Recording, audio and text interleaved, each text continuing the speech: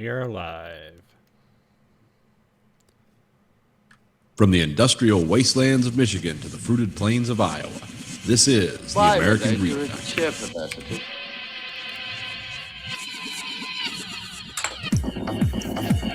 You are the dead. Remain exactly where you are. Make no move until you are ordered. We burn them to ashes and then burn the ashes. That's our official motto. Now we can see you. Clasp your hands behind your heads. Stand out in the middle of the room. Stand back to back. Who can explain the fascination of fire?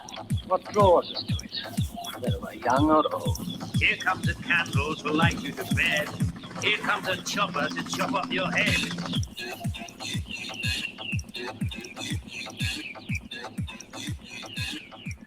And welcome to the American Reed Factory podcast. This is Nathan. And this is Conlon. And we're back. We're back, people. Everyone's been waiting, and here we are. To fill the void of the black hole picture. Yeah. So here we are again. Easter weekend. 420. Light up for Jesus. Oh, yeah. That's the big pot holiday. Pot-a-day. and what somebody put on my Facebook today? Oh, it's Columbine and Hitler's birthday. Yep. Like, oh, wow. It's all kinds of weird things. Yeah. Do you know why 420 became the pot holiday? No, I don't. Okay. We can go to the internet, or we can just surmise and make up our own excuses. Yeah, I'd just rather make up my own stuff. I mean, I don't know. I don't know if that was like some statute that got passed or something and that just became the adopted name. Or if that's like something like immediately after work, that's when you start smoking weed, or after school or something.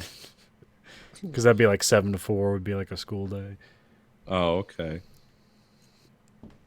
I'm going to look it up now because I never really figured it out. I saw there's a thing about April 15th, which is tax day, but I saw like there's like a picture of like all the horrible things that happened on April 15th. Oh, really? Yeah. And the one I didn't know about at all, it was what the fuck was it? It was some soccer game in England. And it was called like the something disaster. And I was like, what the fuck is this? And I looked it up, and it's like 96 people died at a soccer event because they were basically crushed to death because so many people filled into the stadium. Oh, I remember hearing about things like that. I didn't know it happened in England. Yeah, it was like 96 people died from basically suffocation. And then like 400 people are hospitalized. Like, it's like, I never heard of this before. It's fucking nuts. Yeah. Yeah, I've never. I know that the bad things happen at soccer games. 420. Yeah, basically lighting up after school. Okay. We're meeting at 420, so that's it. So you're right. Yeah, I know the soccer. The stuff I've heard about with soccer is always like the stuff that happens after the game, though, whether the teams win or teams lose. That's when the madness ensues. Like, let's burn down, prospective European city. Well, it was just the cops didn't handle it well. Like, the stadium was full, and then there was people that were just like lined up outside, like essentially tailgating at the exit of the arena. Uh-huh. And the cops decided, like, fuck it, let them in. and then 100 people died. Oops. And it's weird to see. Well, it's because they had fencing, and so basically, like, when everyone just got pushed forward, they just like were pushed against this fence, and they had nowhere to go. And you start seeing people like climbing the fence and stuff, and it's like, what the fuck? Are they gonna rush the field? Like, what the fuck's going on? And then like they get on the other side of the fence, and they just like collapse on the ground because they're just fucking like they couldn't breathe. Because they haven't had a breath for like 10 minutes and they had to climb over a fence. And there was people like on because they had like the top row, which like hangs over like the bottom row, and there were people like reaching down. They were like picking people up out of the crowd to get them free from the crowd. Oh, wow. Yeah, it was fucking nuts. Yeah, that doesn't sound like a good plan. And then another soccer thing I saw recently. There's a Netflix show. It's like a docu series on Netflix called The Losers. Okay. And it was about this soccer team in England, and it's like in the south. It's like dead south of England, and it has like a complete, like, there's palm trees there. It's like a completely different climate than what you expect from England. Okay. And they're in this league, and this team, they're awful, last place, and it was this year they had to, if they came in last place, the team wouldn't exist anymore.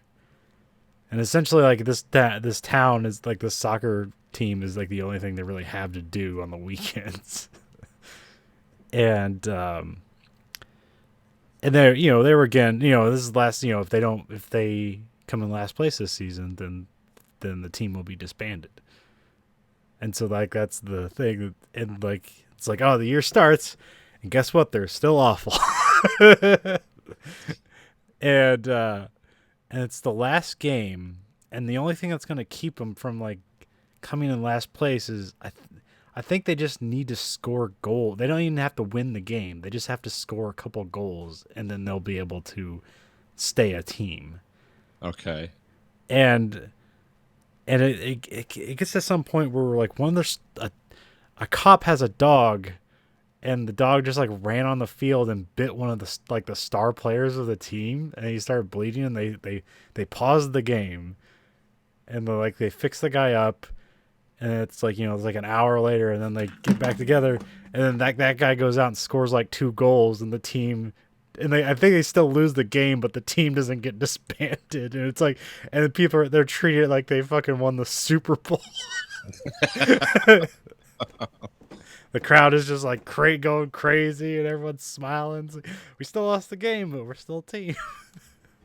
It was a weird story. My favorite soccer story was, and this was some amateur, or it was a non-professional league in Brazil, where a player, one of the officials, like, red cards a player throws him out of the games, like, Yeah. you're out, black card or whatever. And he gets up, and then the player comes on the field and starts fighting with the ref. Well, the ref just pulls out a knife, stabs the player. And as they're taking the guy to the hospital who got stabbed, he dies. The fans, like, through cell phones, it gets back to him. It's like, oh, he died on the field. The fans go out on the football field, like the pitch or whatever they call it. Yeah. Stone the ref to death with rocks, draw and quarter him. Literally, the crowd pulls him apart, and they take his head, they decapitate him with a knife, and they put it on the other team's field on a spike. And this was in 2014. This wasn't 100 years ago, or, well, of course not, because cell phones. And it's like, yeah, that's some serious. But that's really get into their mind culture. It's Brazil. That's a country that's definitely in a lot of trouble. They say if their currency crisis continues the way I was just reading this and talking to some guys about it the other day, if Brazil's currency crisis continues, it'll be worse than the one they had in the 70s, where prices were changing every hour because I think it's called the real, was so unstable that they had to adjust prices hourly, and they say Brazil will be the cheapest source of labor in the world if their economy crashes anywhere close to what it did in the 70s. And they say all the indications are there that it will crash worse. And it's like, oh, they're going to outdo China for fucking just surplus people that will work for cheap. And it's like, well, there goes my job and everyone else in the United States who works for a living, because Brazil's not that far away in terms of shipping. But I don't know if you want to build a bunch of expensive factories in third world countries that are unstable, but yeah. I heard something weird about Brazil and manufacturing is that so I guess they've had like a lot of weird video game systems there, where like the Genesis, or I guess there would be known as the Mega Drive, was like really big for like almost like 15 years. Yeah. Like way beyond, like, even when it was done here, it was like still big there, because it's like in order to sell a system there, it has to be manufactured there. Yeah. And so like they would like so Japan would like ship down some parts for the thing, and then they would assemble it there, and those, and then I guess like they'd never had any Nintendo system down there because Nintendo just doesn't do that. No. But yeah, Yeah. I guess Microsoft has a relationship with them, so that's why the all Microsoft consoles are big down there because they're mainly manufactured in I believe China or Mexico maybe, Yeah. and then there's like a secondary manufacturing down there that just makes it just for Brazil. Yeah, on paper Brazil, because there's a big giant Ford plant. It's outside of Brasilia, and it's like air conditioned, it's solar powered, and it looks like a wonderful place to work.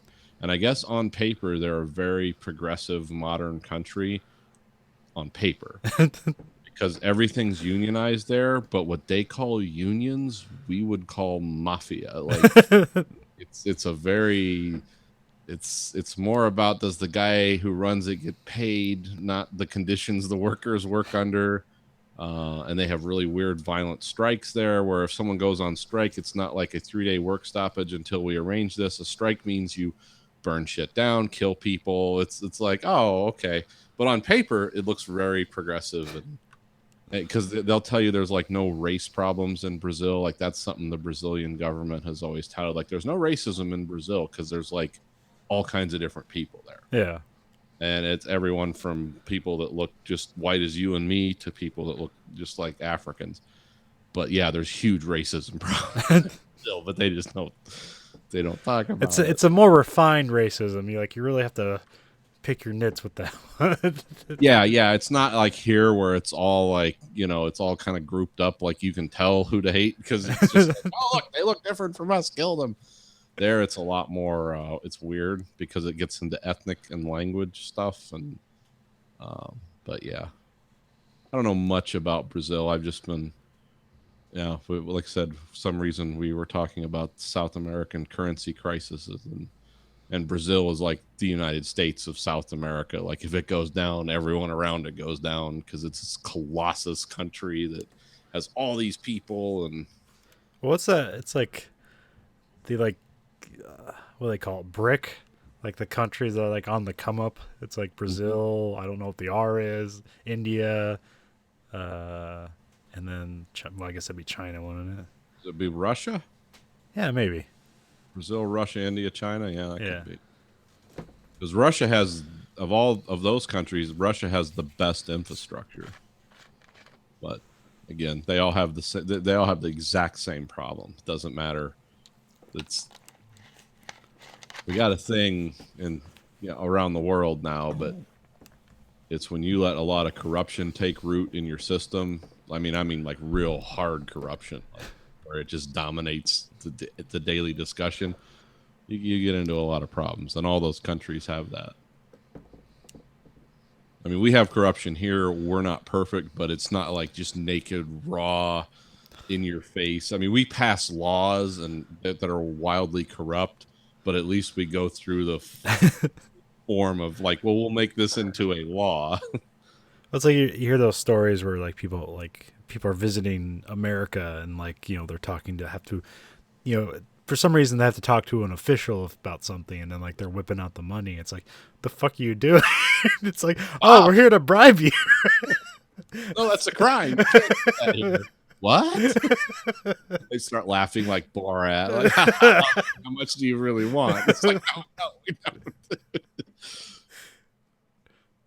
What did somebody gave me something once that they were told? I forget what this guy was from, but it was like someone at work, and I think he was from Eastern Europe, but it's like a pamphlet. It was printed in English, and it said a worker's guide to surviving in America. And I thought, oh, what's this guy showing me? Is this some kind of horrible, like, America's fucking evil, don't go there? No, it said things like, be on time. It's not just the Germans that are assholes about being late. Americans are horrible about if you're 5 minutes late, they don't want to talk to you anymore. I said, that sounds a little extreme, but yeah, do be on time. And then there was some other stuff. But yeah, there was stuff in there about policemen, government officials in America do not accept bribes. If you offer them bribes, this is a crime. And it was an exclamation point, question mark. Like, this is a crime in America to try to bribe government officials. And he was showing me this, and I was like, what do you think of that now? And he goes, it's mostly true compared to like where I came from. It's like, yeah, when you say like you start work, it's because he used to do like construction or something. He worked in Poland, but he was from somewhere else. And he was like, yeah, when the boss says you start at 7, it's like, well, at 7 is when you go and you get your breakfast and have 2 beers. And then you kind of roll in about 8 o'clock or whatever everyone starts. I was like, yeah, I don't see that going down here very well.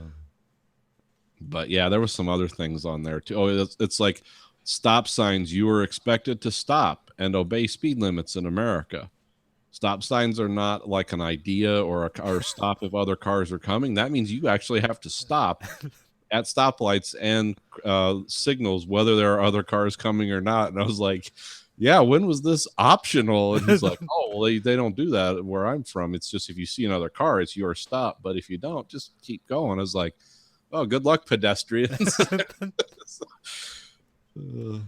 So, yeah, but I thought that was funny. It's like the Germans aren't the only people that are mean about being on time. In America, when you say you're going to start, you better be there then, or they'll get very angry with you.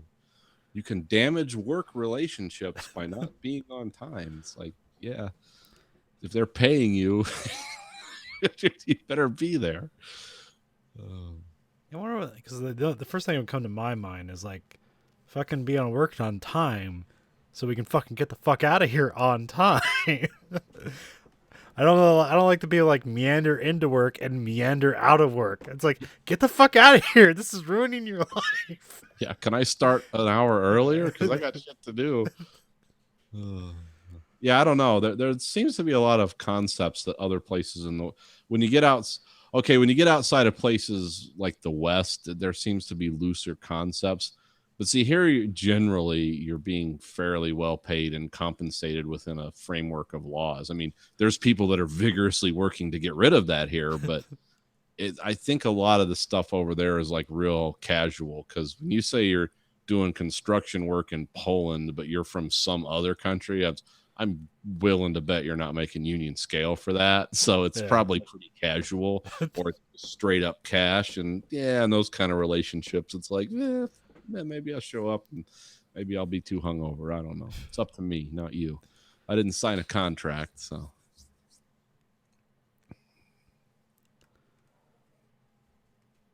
Because I don't even know, like, even the lawn service people here are like, start on time. We got 58 lawns to do in one day.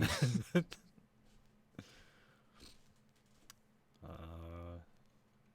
more sports things from other countries. Well, I guess F1 it's just not. Yeah. It happens here, but not very often. No. Most the weird thing about F1 is like the weird thing about F1 is it's basically it's like a Super Bowl but just around the world. Because like they race, I don't think they race every week, or at least between long trips it's like every other week. But like when they show up to town, it's like an event. Yeah. Oh yeah. So yeah, the last race was in China. So the thing about their track is like it has really, really long straights. So it's pretty much like it's considered like the fastest track or at least you can get the fastest speed out of all the other tracks. And there's a lot of weird windy bits in it too. And so it looked like, and so I have to explain it because last race was in Bahrain. And there's a driver, he's 20 years old, Charles Leclerc. And he's a driver for Ferrari. And he's like their B driver, I think. Because the A driver is Sebastian Vettel, who he won like 4 championships in a row with Red Bull. But now he's at Ferrari. And he got the pole position. He had the fastest lap, and he was just the fastest. And he was basically going to win that race. And then I think 3 laps to go, like his engine fucked up, and he like didn't have like a 5th gear, and he just basically, and then like he just like after like a couple of laps, he just got passed by the Mercedes. Yeah. but there was a big wreck. So then the race finished under a safety car, and so he ended up getting third place, which he probably would have lost had the race continued. So he got a podium, but yeah, he lost that race. And then this race that they're talking about how the Mercedes are like good in the corners, but like the Ferraris are faster. Okay. So like maybe this is going to be a race for China, or this is going to be a race for Ferrari. Nope, Mercedes won. 1 and 2 again. So I think that's I feel like that's pretty much the season. That's pretty much going to be the season. Mercedes out front again. He who brings the most money to the table wins.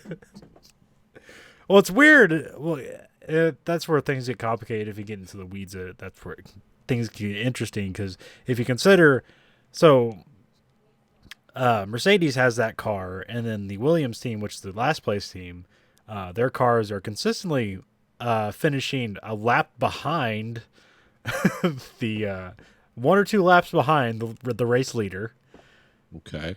The Mercedes, and they also have a Mercedes engine.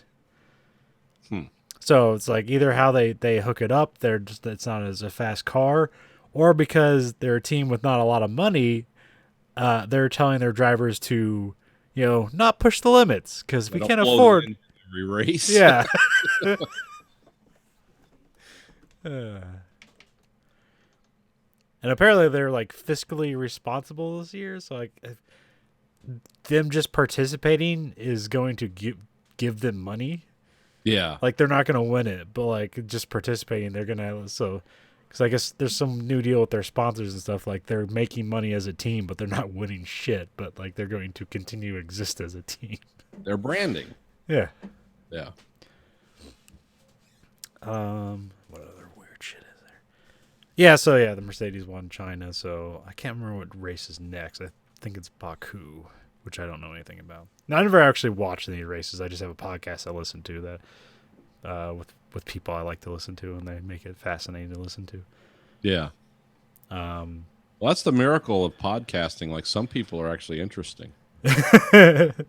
Sometimes you find people that are so engaged in this topic that you know nothing about. That's like, well, maybe I'll find out about this. Well, like their passion. Well, there's like ESPN stuff that covers racing and like a kind of that sports way where it's like statistics and stuff like that. And these guys are just like talking about F1. They're more and like they deal with the technical stuff, but they don't dig into it. Like they give credit to like the websites they go to get all the technical stuff, and then really they just kind of pare everything down to like the drama between drivers and all that shit. Yeah, there's personality focused sports reporting, and then there's math sports. Math sports is interesting to bookies and people that place bets and people that want to pull that information about how many RBIs so-and-so had in the Yankees game. There's people that like to argue like that. People that you wouldn't think knew their ass from a hole in the ground can become statisticians very quickly. Yeah. I know there's hockey guys at work that are like that. But yeah, we're 4 races in, and they've almost doubled. Like both Mercedes drivers almost have double the points of the third guy. Wow.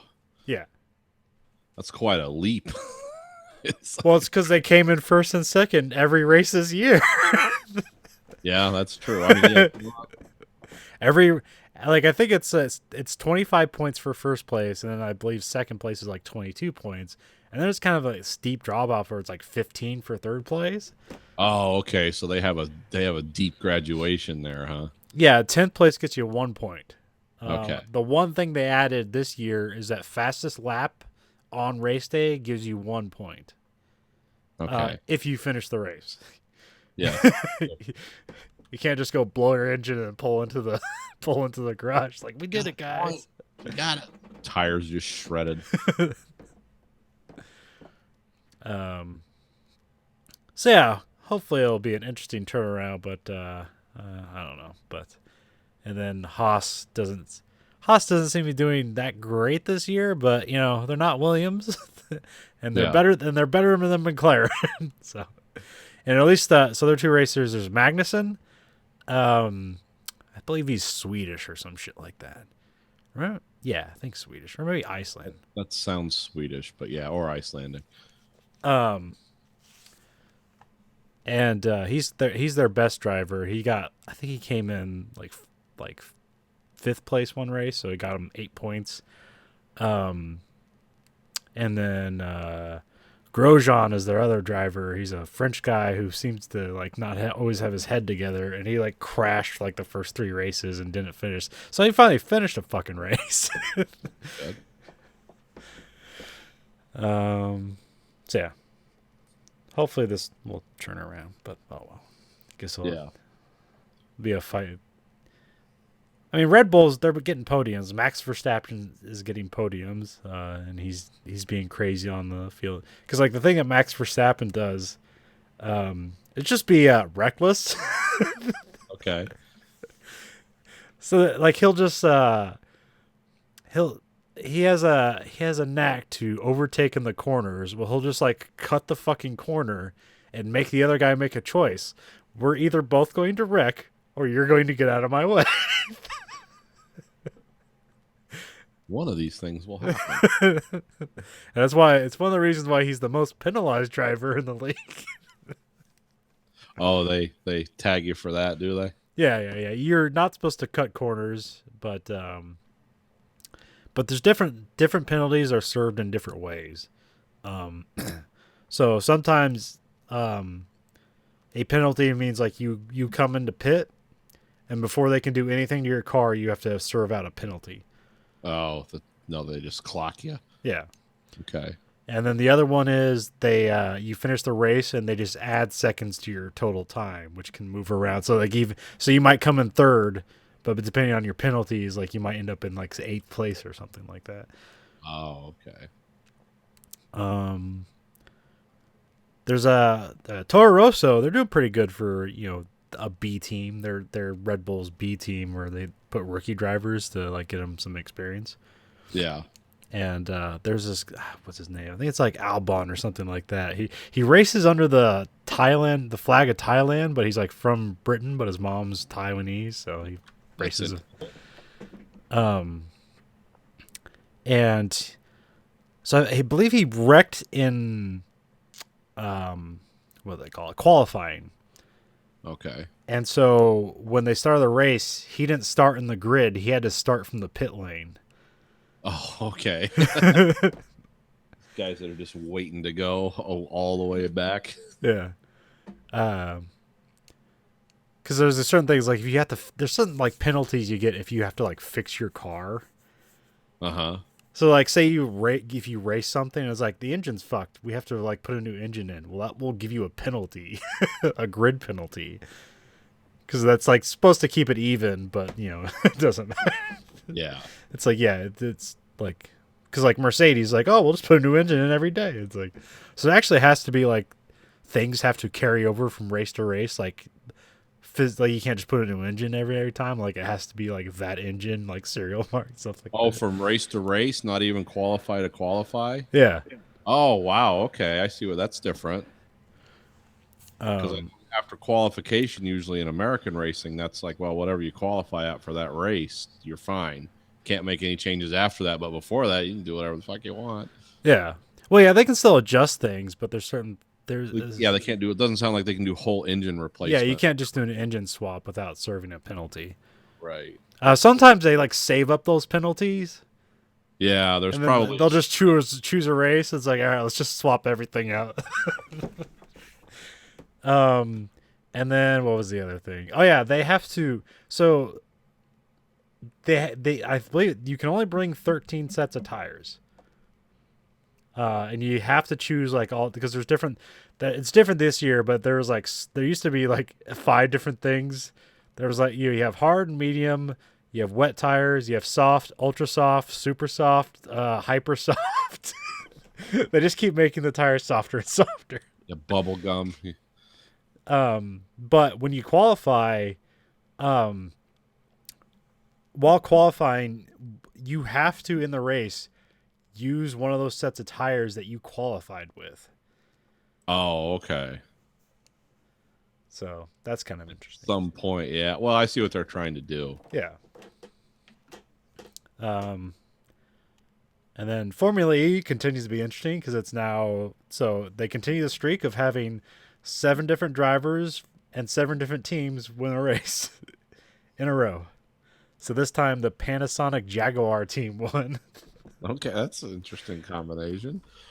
And this I saw race highlights, and this is the first time I got to see attack mode. Okay. And this is really fucking interesting. It's basically a video game. So I guess they're phasing out fan boost because I guess only one guy ever gets fan boost, which means if you get enough likes on Twitter, you get like a boost you can use during the race. Okay. Will like unlock the car to like give it more wattage so it can go faster at certain moments. But what they have additional to that for now is called attack mode, where there'll be a section in the race where there'll be there, on a wall and on the ground is just like a series of arrows just like drawn on the ground and on the wall. And it's sort of like in the ideal driving line, you would never go to where those arrows are Okay. during the race. So if you cut over there, drive over all the arrows, you unlock what's called attack mode, which gives you a boost to your car. That's great. That sounds like a video game. Yeah. And so yeah, you saw the race, the guy in the Jaguar, he hits the arrows and and you get 4 minutes to use this extra power. And he catches the guy in the corner. He catches up to the guy in first place, gets him in a corner, kind of bumps him off the road a bit, gets around him. Because these cars, they're not as fragile as F1 cars, where they're basically like rockets held to the ground. If there's any movement, if they touch each other, they just explode. Yeah. Whereas these cars are kind of moving slower because they're mostly on street courses. They're not like on these big race courses like the F1 cars. So it's kind of like they just like block off streets in a city, and then like that's our course. Yeah. So yeah, it gets around them, and then he spends like the next 3 laps basically just like holding the guy off, because as soon as he passes him, like the guy on the team radio is like, all right, slow down. Because the way F1 drivers have to conserve fuel in the race, they have to conserve electricity. Because like now that the cars, they're not swapping them out this time because they can actually survive the whole race. But still, you can overpower your car and run out of juice before you finish the finish line. So yeah, they have to. So he just basically he got in front of the guy, slowed the fuck down, and just like kept him from passing the guy, and then he won the race. Huh. Attack mode. That's great. So yeah, that's the F1 20 minutes or whatever. Now we can we can have model talk and history lesson. Everyone is looking forward to. I got the Ryefield models.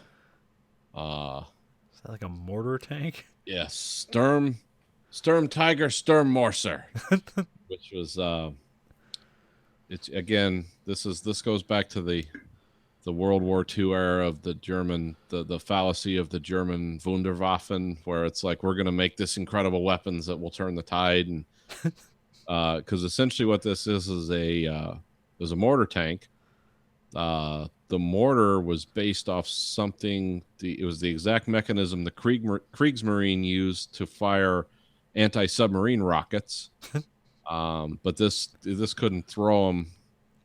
They didn't like the idea of throwing it out of this and then having it ignite in midair because they ran into guidance trouble with that. So this thing around the front of this giant barrel, there's a bunch of little ventilation tubes, because what you do is you move the 900-pound shell into position and then you lock it in, and it has all these tubes because it's rocket-assisted mortar. So this thing's just a rocket mortar that fires. They made it. Came out in the 43 era because they learned at the Battle of Stalingrad, they're like, if we had a way to destroy buildings very effectively and quickly, we would have won Stalingrad. And so they worked, and so what they did was they took Tiger chassis that had come in for service where the turret had essentially been damaged or blown off, and they just reconfigured them into the Sturm Tiger, and that became This essentially fired a blockbuster. They used it at the Warsaw Uprising. They were pretty effectively used. The problem is they're kind of a fixed place type gun. They don't fight with other tanks. As a matter of fact, they're just a big giant target because these things are packed full of these rounds. These 900-pound explosive projectiles. There's 5-6 guys in there. I don't know how. So yes, needless to say, if these things got hit by a tank, those rounds are probably going to detonate. Interestingly, the loaders, their evacuation procedure, if the tank caught on fire, was to open up the breech and climb out that barrel. That's how you get out of that if you're one of the two loaders. There was a lot of pictures of. There was only 18 of these made. Only 3 of them survived. Supposedly, they were used at the Battle of the Bulge effectively to break up when we would have masses of tanks together. They would fire them into the middle of those, but it's unconfirmed. Nobody could tell if it was this or artillery. Now, is it mostly banking on a large amount of explosive or just the weight of the projectile? I believe both, but it has a large amount of explosive in it. Okay. It's a 900-pound mortar. That puts you. You're in naval artillery level. Yeah, you're just launching Volkswagens. yeah, you're shooting a cheap car, 600 miles an hour or something. But this was one of those weird things. There's a lot of pictures of American soldiers around these because they're just like because one of the problems with this tank is it can only go 20-25 miles an hour, and it only had a 75-mile range for the tanks were because this whole system added a lot of weight to that chassis. Yeah. Tiger wasn't meant to maintain. So these things, they frequently just ran out of gas or the transmission broke down. And there's a lot of pictures of American soldiers finding these abandoned, like, what the hell is this? This guy's like looking in the barrel and stuff. And like I said, there were only 18 of these made. They were very, it's just, again, a strange German. Only the Germans would do this because we would be like, well, just this is what artillery and air superiority is for. This is kind of filling a niche that doesn't exist. But it's a cool model. It's the first. It's a Reifield model. I've never done one of those before. Okay. But it's very well molded. Is that a German model maker? No, well, it's actually they're from Taiwan, but I think Reifield. I think they're engineered in England. Okay. But they're made in Taiwan, I think is what it says. Is there any new techniques you're expecting to use on this? Not. I'm working with. There's a lot of photo etch, a lot of that metal stuff. Okay. Which is becoming photo etch used to be like upgrades you paid a lot of money for. Now it's just coming with the models. Huh. This wasn't a cheap model for me. This model was well over $100, which I usually don't go that deep in models, but this just, if it's a weird subject and it looks cool and I've read good reviews of the model, I'll try it. There's a lot of very tiny parts in this because this is an inside-outside model. This model you build. You build the entire interior, and then you build the exterior. So it's like 2 in 1. So I'm gonna build I'm gonna build all the interior parts, the whole engine, everything that retain those giant mortar shells. And the whole launching system inside, everything is detailed. So it'll take me a long time to do this one because it's not just an external. It's a two-way. So, and a lot of the parts are molded clear. I'm just going to paint those and leave them open so you can remove them and look inside if you want to. Oh, okay. Huh. But this has 2,000 some pieces, and about 900 of those are just assembling the tracks. Okay. But it was nice. They built the track assembly guide on the sprues. So the first thing you do before you start building the tracks, because the tracks are just this whole brick of stuff, and you get this track assembly thing that they give you, and you glue all those together so you can do a whole strip of track. Because how these work is there's the track, and then there's the N pin and the G pin, and the N pin and the G pin look exactly the same, but they're very different. You got to be careful when you do it. And then so you glue those on the top, and then you drive these things in the side, and you just break them off. Those are like the rivets. So these tracks are fully articulatable. Huh. They're not just set. Once you build them together, they flop around and stuff. So you can maneuver them however you want to. And I don't know. Again, that's why it costs so much, because there's a lot of the guys I read about that build stuff, they really like this company. They say they're highly detailed. If you paint them right, you can really bring out the detail. So, which I don't know if I'll be able to do, but I'm going to try. I have all my Panzer Aces colors here. That's a whole subdivision of Vallejo. It's all matching Panzer colors from World War II. It's called Panzer Aces. So I'm going to be painting in the actual Vallejo colors, which some people say those aren't right. But I've learned from IPMS meetings that no armor builders ever agree on who makes the most genuine color. And a lot of the problems with that is you're going from black and white photos, and there were color codes and paints, but especially German stuff. A lot of those factories were just destroyed. So how do you know? I mean, I could pay $900 and something for that reference book that has like all the swatches of German military paint from that era. And somebody went and cobbled them all together. It's like, okay, you guys are going deep. I'll be lucky if I'm smart enough to put this thing together. So yeah, but that's I'm building a lot more armor lately. I find that I like it because I pretty much run the gamut of all the sci-fi stuff I'm interested in. And I like tanks, and I like building tanks. I don't know why, because I think they're just cool subjects. So and this one will. Have they made a model of the Blade Runner spinner? Yeah, there's some weird company in Japan that owns the rights to a lot of that stuff, and it's horribly expensive, and it's not like an awesome model. Oh, okay. Yeah, because there's like there's the Road Warrior, the Interceptor. I would spend a lot. I would spend, if they wanted to make a 1/20th scale version of that, and it was $500. I would spend $500 for a good quality model of the Interceptor. No, the only people that have it, it's in and out of production. It doesn't come to America a lot. All the Blade Runner stuff is, again, it's all overseas, and it's infrequent, and it's too. I'm not going to spend a bunch of money on something that's shitty just to say I have it. I'm not interested in building something that's just okay. I was trying to think of like what your sci-fi go-tos, and like, has there been a model of that? Has there been a model? Oh yeah, I've looked into it, but I'm just not willing to pay the money. Yeah, because most of this is about me is just like skill building. Eventually, I'll get to the point where if I continue in this and I keep getting a little better each week, I'll fabricate a Blade Runner spinner, or I'll find like a vacuum, garage company, and I'll make that actually look good just with that basic starting shape. I'm nowhere close to that yet, but I'd be willing to put the work in if it was available. But sometimes it's just fun to build something cool. Yeah. Something, and I don't do just the stock stuff. I always look for the unusual stuff, like that Russian, the prototype, the bathtub tank with the quad track. Like, that's just weird. I got to build that.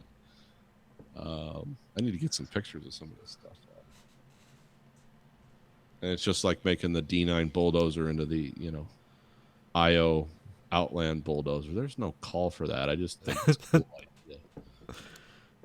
And you got your series of Apocalypse. Yeah. What else do I have? MiG-29, the Reliant, the Discovery from 2001, Machine and Krieger, which is awesome, but I'm not spending that money anymore. This was about as expensive as a Machine and Krieger, but have you put together that Gundam model yet? I did about half of that. Okay.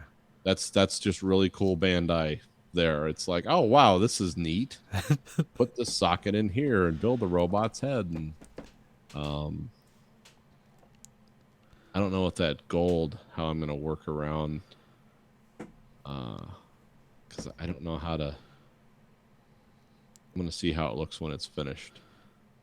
But yeah, when I'm waiting for paint to dry on something or else, I play around with the Gundam model because it's so like cut and paste. It's like, wow, these instructions are awesome. Okay, this goes here, that goes here, that goes there. There's no ambiguity with Bandai. You know exactly what you're doing, which I can appreciate that because like with this thing, there's 5 different versions of it, and it says put in for this version or put this piece in for that version. It's like, well, wait a minute, which version am I building? Then you have to go ahead in the instructions and see, hey, this version has this kind of turret, but that version has that turret. It's like, okay, so I like turret A, so I'm now going back into the instructions and I'm building this version, but it doesn't say how it correlates.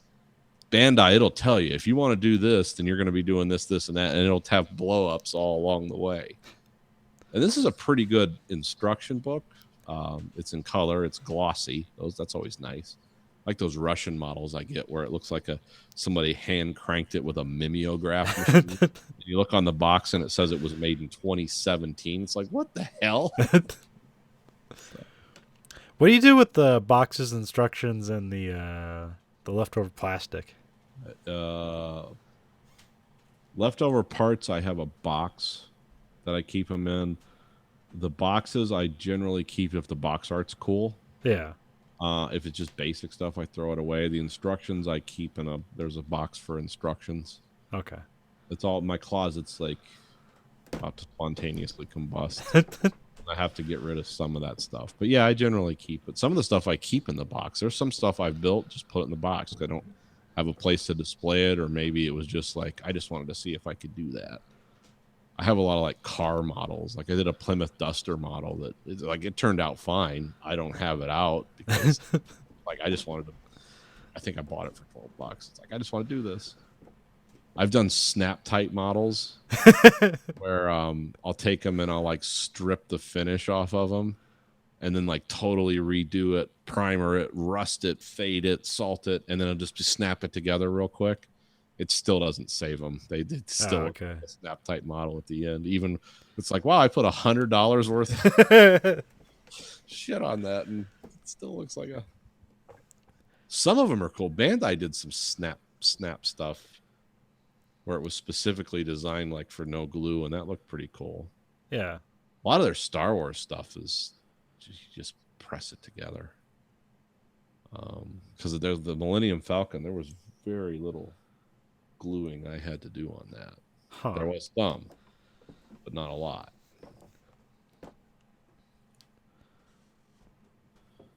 Not like when I desaturated the hull and really made it dirty. It's only one thing about Bandai, they're plastic. They doesn't like any harsh solvents. Oh, okay. It's real brittle. It became the brittle Falcon there for a little bit. Techniques. Some of that stuff is like it's almost clay that I had to hold together, but the model looks so good it just covered it up right away. I use my whatever that stuff is. It's like a clay resin with marble in it. It just like sucks everything together. So yeah, in 100 years when they dig that up, they're probably going to have to do a restore on it. But for now, it's really good. There's actually one video on YouTube of this tiger firing this shell. And it looks insane. It looks about as crazy as you'd think. It was taken at the Warsaw Uprising. Is it almost as crazy as that video of the Atomic Annie firing? No, that video is more crazy because of what happened. This is just like a giant, this like whole tank just rocks back. Oh, okay. See this big slow moving shell like start to gather velocity. And no, Atomic Annie is just nuts because it's like there's just guys standing there, and then 30 seconds later the fucking mushroom. That is hardcore.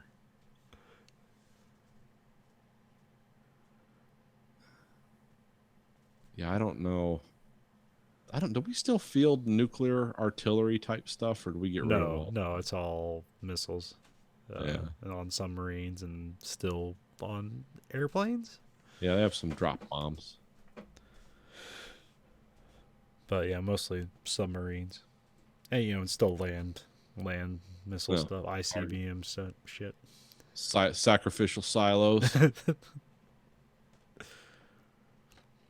And then 2 weeks ago, I made you watch wrestling. Oh yeah. Uh, Watch the Ring of Honor. New Japan Pro Wrestling Supercard G1 Supercard. Yep. I think they used to call this Supercard of Honor, but now it's G1 Supercard because I'm guessing it's. I don't know. I don't know what G1 means. That's usually the tournament. Okay. But I don't think this was a part of the G1 tournament. Yeah. But yeah, this is a Madison Square Garden, which I guess is the first time in 60 years that somebody other than WWE has worked a wrestling show at Madison Square Garden. Yeah, they had some entertainment come on and sing about that before he got attacked in the ring. But it was like some kind of rap song. Yeah, I had no idea if that was supposed to be intentionally awful or not, but it was fucking awful, and everyone was glad when he got beat up. I think they played it that way. Yeah. These people obviously know about entertainment, and they know it's like, we don't want to make this guy sympathetic in any way. We want his song to annoy people so that when he gets suplexed, no one's like, oh. But I guess there's weird reasons why because WWE does not do shows at the Garden anymore, at least not televised shows. And I guess the reason for that is, well, I think they would just immediately say unions. Yeah. But no, the thing is, like, I guess if it's a live broadcast going out of Madison Square Garden, you have to hire like their video team, Oh, okay. which costs like almost $1 million or more than that. And like, why would WWE do that? They already pay a video team that does all this shit. Yeah, they already have a team, so yeah. So I guess that's why they don't broadcast it out of there. So I have no idea what bill they footed here. And do that. But this seemed more of like, I doubt they made money on this show. This just seemed to be more of a Get the name out there. flexing the muscle. I mean, it had my undivided attention for 5 hours. Well, I think, because I thought you remember like anybody's name whatsoever. No, I didn't know anyone. I don't even know if you have a moment that you remember. Oh yeah, well they had the ladies out there, and that got like. That was that wasn't really a great match, but I guess the thing about that is that everyone was distracted that moment, because during that match, that's when Bret the Hitman Hart got tackled at the award ceremony, WWE's award ceremony. So basically, everybody was on their phone, like, "What? Bret the Hitman Hart got tackled at the WWE Hall of Fame?" Well, I just remember watching it and thinking, "Oh, these are like Klingons. These are like Klingon ladies. If you wanted to mate with one of these chicks, you'd have to punch them in the face." No, Yeah. it just seemed kind of. I mean, it was. I enjoyed it because it's still pro wrestling, but you can tell they're trying to do their own thing. And then they had all the foreign people come in, like when the Japanese guys came in, and then they had the luchador guy, and they were having like 5-man, 10-man tag teams. And, Yeah. and then they had the guy like the mob guy. Let's set up a table in the ring, and we got a chain around our neck. Yeah, it's Bully Ray. Yeah, Bully Ray, and of course he gets the hell beat out of him eventually after brutalizing everyone. And then they had like their supernatural people, the supernatural wrestlers, like the guy they had hook up to electricity. So, Oh, that's PCO. yeah, He's a 51-year-old man. yeah, he looked older. I didn't know how old. Well, there was that was the, what was that? That was like a 4-way tag team match. Yeah, And that was one of the craziest moments of the show, because there's a part where 2 guys pick that guy up. He's a giant Canadian man. His name's like Pierre something Olay or whatever. That's why he's called PCO. okay, I didn't know that. He only has one eye. Okay, So he has like his face painted, and there's like a black streak going down, and that's the eye that he doesn't have. Oh, okay. So they picked him up. Two guys picked him up and put him in a what do you call it? Like they're just holding him up and they're gonna throw him down on his back. But they don't just throw him down on his back. They throw him out of the fucking ring onto the ground. Yeah, I remember this. And then he's like lying there. It's like that man's dead, and then he pops up. He's like, "No, I'm alive," and he just lays back down again. It's like, well, I'm confused. Is he actually hurt or not? Has he had enough? Because I mean, there's still padding on the outside of the ring, but this shit might as well be a bath towel on the ground for how they threw him like from fucking 7 feet up in the air to the ground. Yeah, that some of that. And that guy weighs like 280 pounds. Yeah, some of those tactics don't seem safe. Ugh. I heard somebody said something like there's supposed to be a table there, but I guess he just said, "Fuck it, throw me." Well, I remember I did see a screw up when they had the Bully Ray guy out there. Was the table got pushed over and it was sitting on its top with the legs up, Yeah. and they were all fighting in there, and one of the guys like just stopped fighting for a second and folded the legs down on the table and slid it out of the ring. Even I was thinking, it's like, whoa, if somebody fucks up, they're gonna get impaled on that. No sooner did I think that when this guy's like putting it down and sliding it out, it's like, oh, okay, because I guarantee you that wasn't supposed to happen. And They then have weird characters like the two brothers that look like California meth lab guy. They're like hillbillies or something. oh yeah, that's Guys with teeth that's missing. the Briscoes. Yes. Like, oh wow. Yeah, one of them. Yeah, he's missing his front teeth. And they're like Appalachian hillbilly Okay, I wasn't sure. in real life. They seem to be both good dudes, but also like just slightly racist. But where they come from, it's like, hey, you're just gonna be racist. I mean, they have actual black friends and stuff, but also they're just kind of racist. Yeah, just kind of around the edges, just a little rough. But they're also like really helpful, even though they look like they're gonna rob you all day. Yeah, they're kind of. I think they've been with the Ring of Honor for like 11 years, so they're kind of like their mainstay. Okay. It was just interesting to see characters like that. It's like, oh, these remind me of the crazy guy from the latest Grand Theft Auto. Something like that. Yeah, this show, I think a lot of it was held up by the New Japan guys. Like if you wanted like good wrestling, it was the New Japan. A lot of the Ring of Honor stuff was kind of lame. But I don't know, like some people like they reflecting on it, I was like, oh, this is the best show, like this was the best show of the weekend, even though the NXT show was probably way better and more concise, but I mean this was still, I thought, mostly a good show. Also, I didn't know what to think when I started watching it, but it's like, okay. Well, yeah, you're like, yeah, you don't know anybody, and like none of these guys are WWE or like actors or anything. So there's like there's almost no way you could accidentally know anybody in this. Yeah, but I was sitting here with my model right here, just watching it, and I noticed I was like, kind of like opening another window and looking things up, like who's this person? What are they doing? And what? I could see it was interesting. It started pretty good because there's that first match was with Jeff Cobb, who's just like a giant like Samoan like dude, and then you had Will Ospreay, the aerial assassin. So yeah, this the British guy. Yeah. Well, there's a lot of British guys, but yeah, he was the one though, because it looked like he was fighting the dude who plays Aquaman almost. Yeah. That's kind of what I got out of it. It's like, oh, this looks like someone's fighting that Aquaman guy.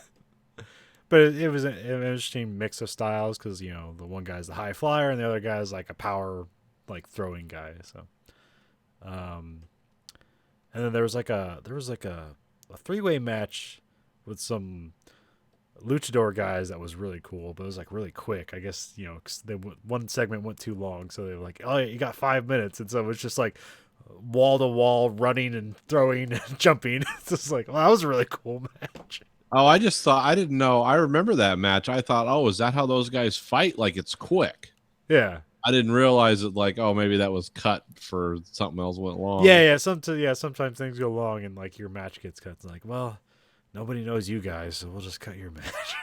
Oh, I just thought that's how that kind of style of. Well, there's that one match that was just really quick. It was like 15 seconds, where that was the one with the guy who like he has like it's Dalton Castle and the boys, and he like has this whole peacock persona or whatever, and he's like followed by like these guys with like peacock masks, and they like have feathers and stuff, and like he like uses the boys as steps as he gets into the ring and stuff like that, and then immediately that guy he fought this guy named Roosh, who's like he's like a Mexican Hulk Hogan. Okay. Because he's mostly a bodybuilder guy, but he can also like they're trying to turn him into a wrestler. Well, I mean he wrestles, but Yeah, I know what you mean. but yeah, he just went in there and kicked him in the corner like 3 times, and the match was over. Which I'm not sure if they meant to do that or not. Like, because I know the Dalton Castle guy, he's like hurt. Oh, Like so he has been back. showing the flag a little bit. Yeah.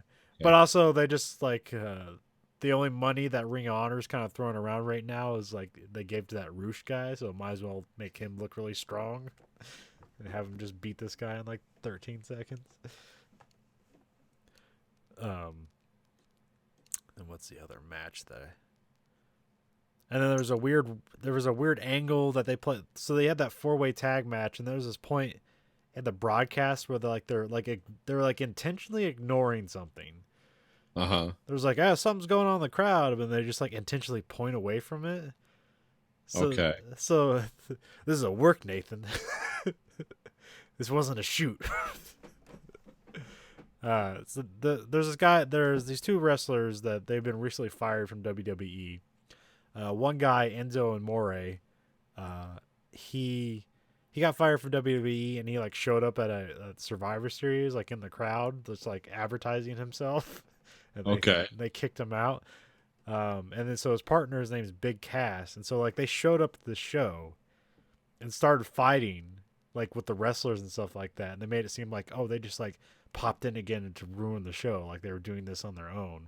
But like it ended up being like, oh no, they were paid to do this. Yeah. But it was like weird but it seemed real because they intentionally didn't point the camera at them during that moment. They just made it like it was just like Twitter will go like everyone won't know what it is, and then like come to find out like they did that intentionally, which people didn't like. So. Oh yeah. Well, some people like there's the one guy at What Culture. He's very cynical about wrestling. Like he's like, oh, I guess I'm a lifelong wrestling fan, but he's become very disappointed, especially with WWE, because that's the thing they kind of have to cover because that's where the money is. Right. Yeah, that's where you get stuff. But he really liked it because so much of what he has to ingest, he just like knows all the outcomes. Like it's that. So this is the first time where he was like literally like, I don't know, was this real or not? So he was like really actually happy about that because It's not so jaded. Well, some people thought it was in poor taste after the Bret the Hitman Hart thing, so they thought they were like following up and doing that. Like, oh, let's capitalize on this, but no, they intended to do that the whole time. There's It was a weird thing. So it was just some weird fan that jumped him. Yeah. We talked about this a couple of weeks ago. Just someone who gets so obsessed. It's like, I know what I'm going to do. I'm going to attack a senior citizen almost at this point. Yeah. Everything gets sad for wrestlers. The sad thing about Bret the Hitman Hart is he had like a 20-year wrestling career, and one day while he was biking, he like flipped over his bike and then basically had a stroke. Oh, okay. I didn't know that. So he's like, limited mobility in like the parts of his body. So. Huh.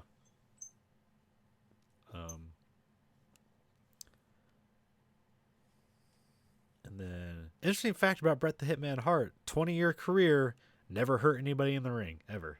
Really? Everybody he worked with got out without being hurt in some way. Well, that must have been he was excellent at his job. Then Yes. he knew exactly what to do and what not to do.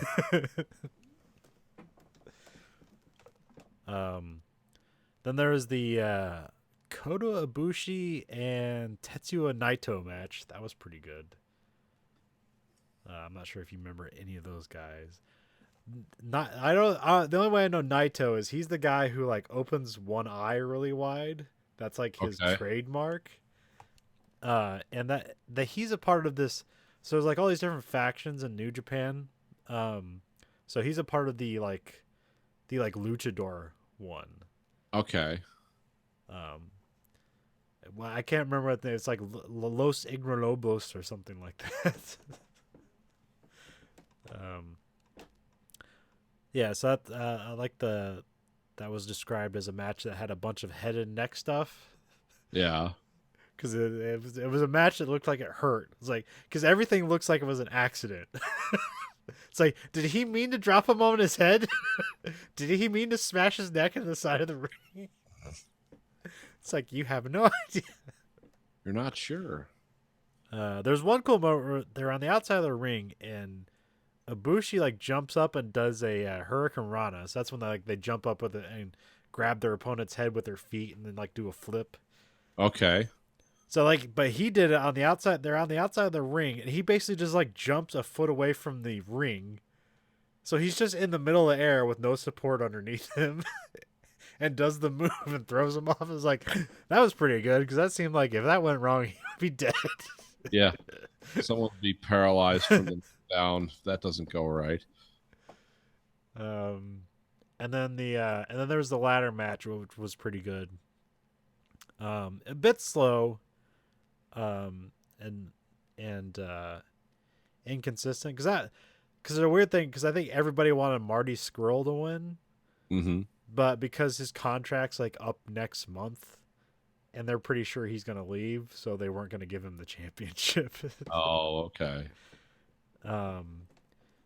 And then Jay Lethal has had the championship for like almost 2 years now. And so the bad guy, Bat Taven, wins in an excellent bit of heel work, getting an entire stadium to fucking hate him, has his own giant purple ladder that he climbs up to grab the belt, and gets 18,000 people to chant "Fuck you, Taven." That's some great work. And like I pretty much didn't like I really don't have any history. Like I really didn't like look up the history of this guy, but like so that's kind of like the first time I've really seen like what he can do. And like that's really excellent heel work. I mean, this part where like he'll like throw somebody out of the ring and he like knows where the camera is and he just like runs up and just goes, "I'm Matt Taven." It's like, why the fuck would you do that? He's just it's just this fucking scumbag. It was great. Well, hey, yeah. Yeah. It was really good classic heel work. Because there's like some old school wrestling guys, they don't like how they kind of do modern. Because like so you have Marty Scurll, his character's name is Marty Scurll the villain, but he's not a heel because the crowd likes him. Even though he kind of lies and cheats, he does it in a way that people like him, and like Sure. and like old school wrestling fan guys, like they kind of like everything to be black and white. They don't like this gray that they're like a lot of these wrestlers like to live in. It's like No nuance in my pro wrestling, damn it. It's like you can't lie, cheat, and steal and have people like you. What the fuck is that? That's America. And then the last match was Jay White versus what's his name? Okada. Kabuchio Okada? I think that's his full name. And that match was okay. That's one of the I listen to people say afterwards, and there's like, Okada's a master, a genius. He does it again. I thought it was like fine, but there's so many matches where like people really talk up what Okada does that I feel like I need to watch more of what he does because I don't. They say he's like really good at building a match and like kind of like starting low and like building up the tempo and reaching somewhere. But like every time I've seen him do something, it's like that seemed good, but I don't think it's as good as everyone says it is.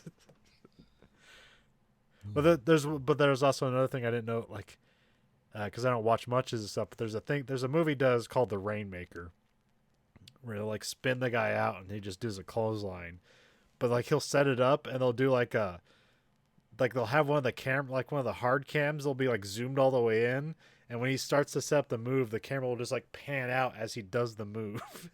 Oh, okay. Which I don't think I've ever seen like one move being posed for a cinematic moment on like a wrestling show. That usually it's pretty straightforward. They're doing some stuff there. Well, especially for New Japan, because like a lot of their stuff is just like, because WWE is a lot more cinematic. Like they'll have cameras moving around, and they usually try to like hide the fact that they have a bunch of cameramen around. Yeah. So they do a better job of like cutting to different angles where you don't see the cameraman. Whereas like New Japan, they just set up some cameras and then like, here you go. And like they don't give it. And there's always like photographers just like hanging out while the match is going on. They're just like leaning up against taking photos and stuff like that. Well, you don't see that in WWE. It's like, I find it like it's kind of distracting, but that might be because I've just never seen it before. But also like I think they do that shit with like boxing too. Like, but I really don't watch a lot of boxing to notice that thing. So I did notice there was a lot of that in Ring of Honor, and then it was a lot more R-rated, where because you could hear people like flipping them off and like, fuck you. I mean, it was just, the wrestlers were doing that. One of the wrestlers was flipping a guy off. Yeah. But a guy in the crowd, not one of the other wrestlers. Yeah. I know WWE tries to keep it, Yeah, they try to keep it PG. family friendly. Yeah. Well, WWE will sometimes like break out of their habits, but I think it's usually on pay-per-views where I think you can get away with it because there is I think if logically the only way you can watch is if you paid for it with a credit card. Yeah. So you'd have to be at least 21 or 18 or 18. But usually like on TV they don't get too risque. No. So you watched you said you watched what'd you watch? WrestleMania? WrestleMania? Pay-per-view? Yep, WrestleMania 35. How much was that? Oh no, it comes with the network, so Oh, okay. so it's $9.99 a month. Like I don't even know where you could get it. Like I think you'd have to like old. I think you could still old school just like call up your cable and just like hey, we'll do that here. I think it's like $60, and I don't think anybody buys it because you can just sign up for WWE. Like here's $10. I watched. It's probably worth it because it was a fucking 7.5 hour show. But I took the day off, so I had a day of WrestleMania and taxes. That's always fun. And to its credit, for a 7.5 hour show, it was incredibly well paced. Well, that's good. Yeah, they know how to do it. They figured it out by now. Well, no. Like the last time I watched, because when I resubscribed was last year during WrestleMania. Because like the Giant Bomb guys are talking about, like I think this is gonna be really good. Like look at the card, it's great, and like all these new people and everything. And I watched it, and probably the best match was the Ronda Rousey match, and that was her first match. And and I was just kind of disappointed with everything else, and it was 7.5. That was just 7 hours. That wasn't 7.5 hours long. So I was kind of that left me pretty disappointed. And usually like the pay-per-view before WrestleMania is usually trash, and the pay-per-view after WrestleMania is usually trash. So I didn't like WrestleMania. I didn't like the what do they call it? Backlash. Backlash is like one of the worst pay-per-views I've ever seen, and that's when I really got into NXT. It's like, oh wow, they don't fuck it up. Yeah, so they drove you away with their bad production. Yeah. I'm not gonna like do more wrestling talk, but yeah, WrestleMania was pretty good. There's a lot of grown men crying over when Kofi Kingston won. Oh, okay. The first African-born WWE champion. Well, that's good. Because he was born in Ghana, but his parents moved when he was like 2. to Boston. Yeah, it's got to be a big change. Yeah. And then Becky Lynch won. They had a main event between Becky Lynch, Charlotte Flair, and Ronda Rousey. Oh, okay. So Becky Lynch won, and she's now the double champ. She now has both belts from both divisions. Well, that's got to feel good. So right now they have two Irish champions. Finn Balor is the U.S. champion, and then Becky Lynch is the Raw Women and the SmackDown Women's champion. Are they from Ireland? Yep.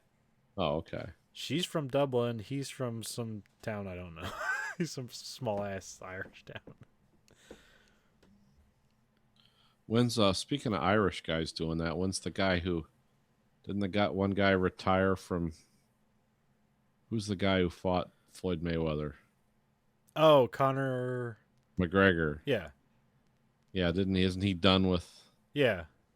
Because of I don't know. Yeah, I heard like he was getting accused of sexual improprieties, and then suddenly he's like, "I'm retired." Oh, okay. He's Usually like, good time. that seems weird. I mean, he got he probably got like $1 billion from that pay-per-view, so he knew what he was doing. He knew what he was doing. He never has to fight again. Retire. Nope. I believe he also had 2 belts.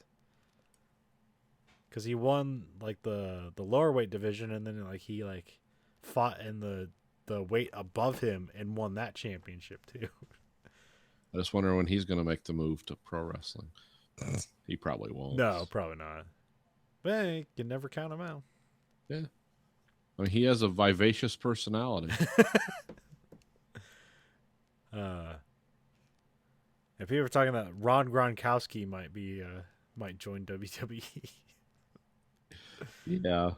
Well, apparently he did some stuff last year at WrestleMania to help one of his, because there's a guy named Mojo Rawley. He was a football player, and now he's a wrestler. Because they like to do that. It's like football players and bodybuilders. Let's get him on there, and then those guys never fucking last.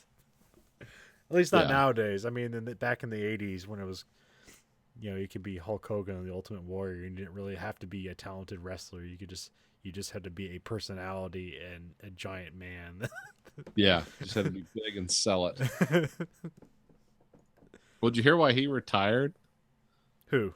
Gronkowski? No. Yeah, he said, "I'm tired of being hurt." Oh. That's exactly what he said. He's like, "I'm just tired of being hurt. Hell with this."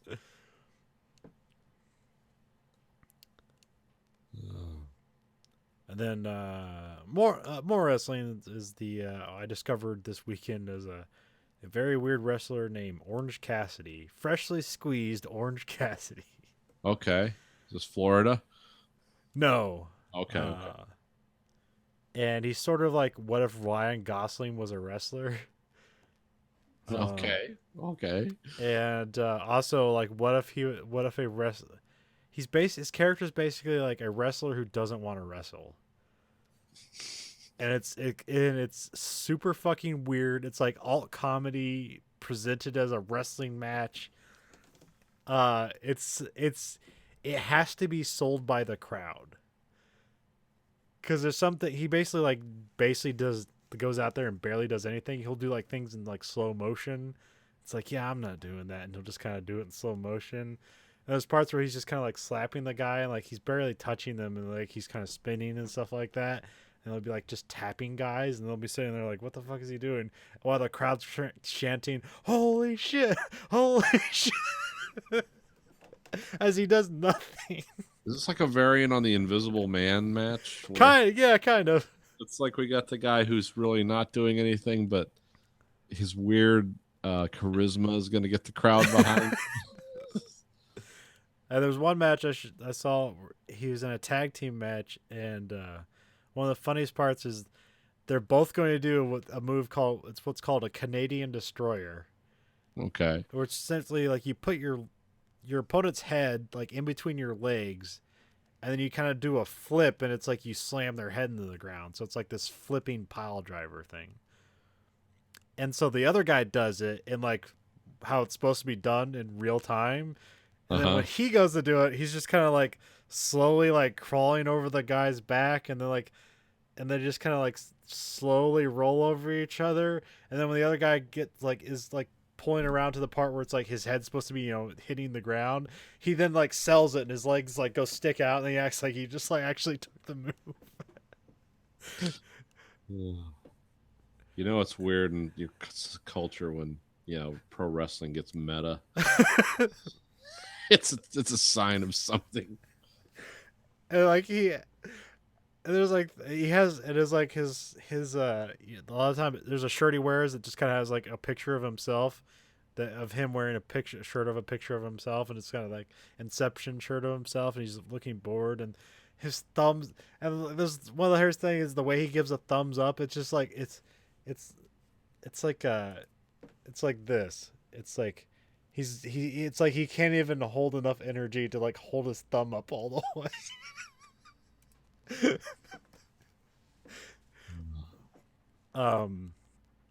And there's like one where he like hands a napkin to the announcer, and he's like, oh, what's this? And then he's just like laying on the floor, and he's like has his hands out, like it's like, check me out. And then he's like, well, and the announcer's like, it's written on a Dunkin' Donuts napkin, and he starts reading this like, the Orange Cassidy weighs something. He's from somewhere. And then and he starts reading the thing, and it's like he's like, Orange Cassidy is the cream of the crop, and then he starts going this diatribe, and he's just sitting on the ground, kind of like this, barely holding his head up, and this is the announcer reading this, and he's like, I don't know the last time I had cream. Ice cream probably counts. And then it's like, I think I'm gonna go to Friendly's after the match. Where they put the ice cream in the cup with a cone on top, makes it look like a guy wearing a hat, and the M&Ms are the eyes. What was I talking about? And it's like, that's what's written on the napkin. That is really weird. This guy's just like an independent wrestler, huh? Yeah. And so he had like a whole like pay-per-view that he like put together, and so I watched that, and that was pretty strange and funny. And he has like a thing where they'll like put a wrestler in a ghillie suit, and they call it the swamp monster, and so like he always has a swamp monster as like one of his buddies. It's like this guy who looks like Ryan Gosling and with no energy, and he's friends with a swamp monster. It's like it's the most fucking ridiculous thing. And to me, it's like the most, yeah. And I showed it to mom and dad because I was like, will anybody else actually find this funny, or is this just funny to me? And it's like, I think it's just funny to me.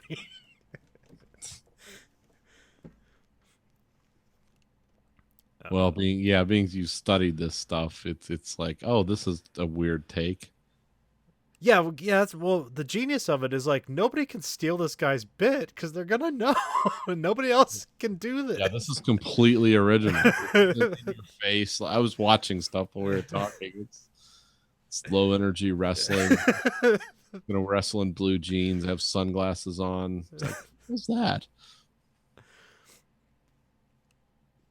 And I was like trying to think, like, where can this guy go? I was like, somebody should sign this guy. He's the most. But it's like, no, because where can he go? Because like, the whole thing about his whole shtick undermines the whole idea of like competition of wrestling.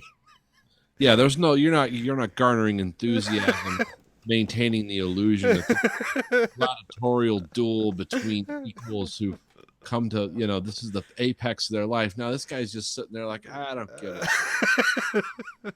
I'd rather be dead than be here. Which is kind of the attitude that most of us project all the time in our daily lives anyway, but this guy's doing it in something that's supposed to be energetic and cool.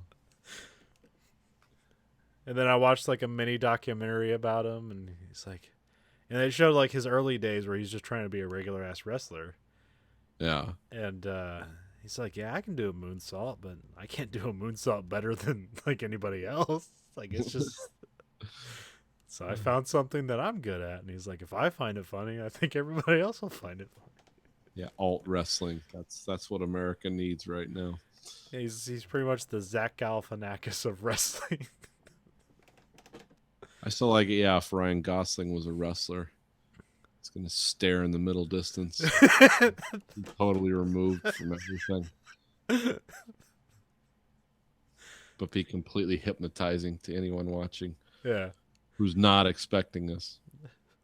Yeah, you're right, though. It's hard to steal that bit. You could have a stoner wrestler, I guess. I'm sure that's been done. Yeah, it's already been done.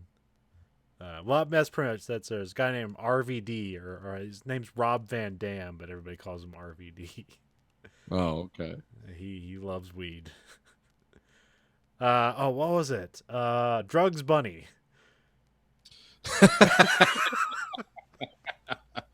These are almost like porn at some point. It's the genre. Oh.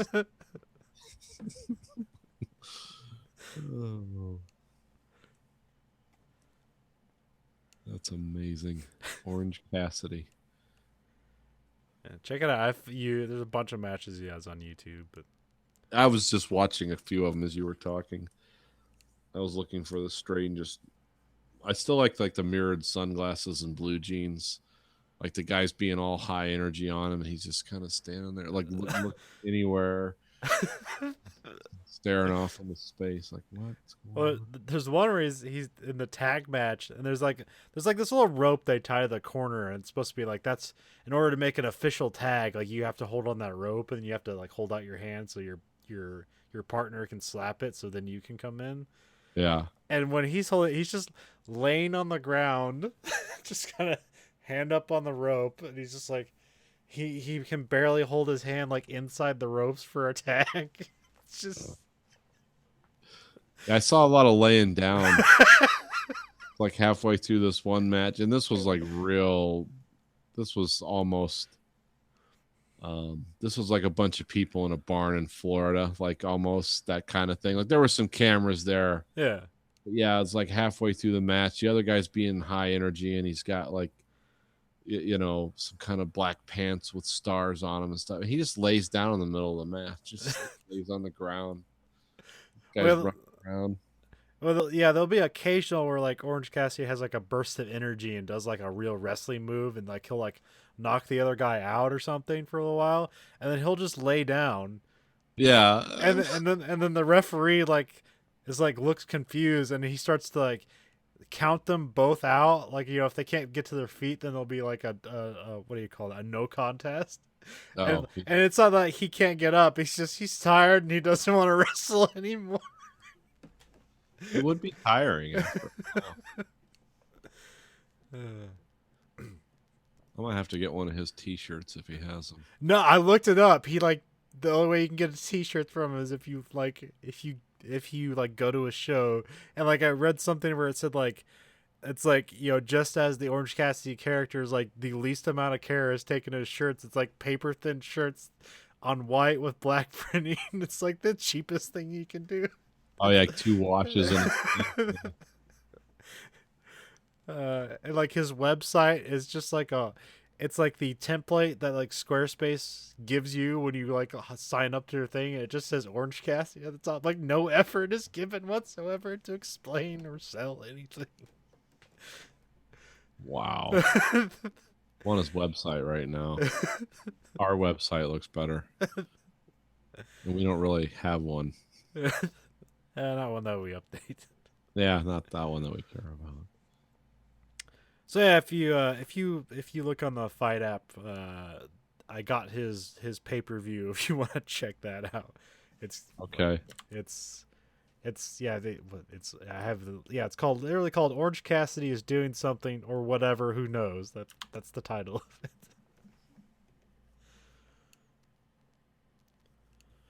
Oh, that's funny. See, I like that kind of shit.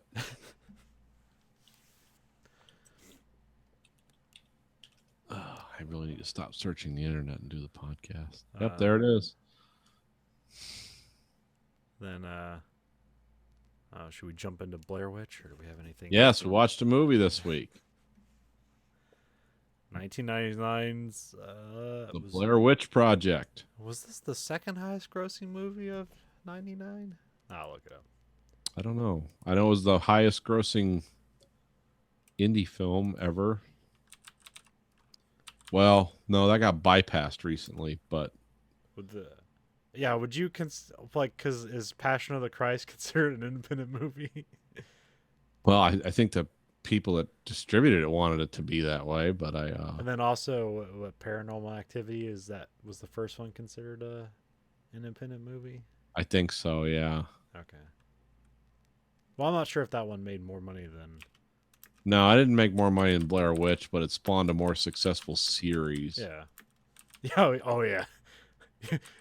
Do you know any of the Blair Witch? Have you watched any of the follow-ups to Blair Witch? I watched the Book of Shadows one where they just made a movie.